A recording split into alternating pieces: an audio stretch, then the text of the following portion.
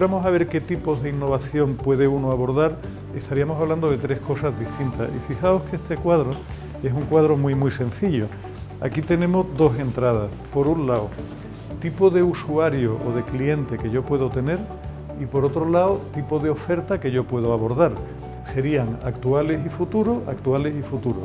Combinando esas dos ideas, tendríamos tres tipos de innovación. La innovación incremental tiene que ver con que las organizaciones estén permanentemente pensando en cómo podemos hacer mejor lo que siempre hemos hecho. Pero en definitiva de lo que se trata es de, sigo vendiendo lo mismo al mismo tipo de cliente, solo que lo voy optimizando de forma que innovo, pero innovo de manera muy sostenida en el tiempo y de manera incremental.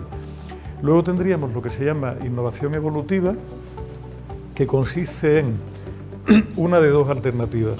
O bien yo lanzo un producto completamente nuevo para el cliente que ya tengo, o sea, si yo me dedico a producir sal en las salinas de la Campiña y lo que vendo habitualmente es sal de mesa, pues a lo mejor desarrollo otro producto que sean unas sales para baño que van apoyadas en eso, pero en el fondo lo que hago es apalancarme en mi base de clientes e intento venderle un producto nuevo. O la otra posibilidad es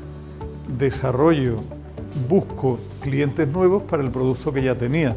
Si vendo mi sal de la Campiña en 3 zonas de Andalucía, no cambio el producto, pero sí veo si en Cantabria hay opción para que alguien me compre esto, etcétera, etcétera. Es decir, estos dos casos serían innovación evolutiva, o bien en producto o bien en mercado.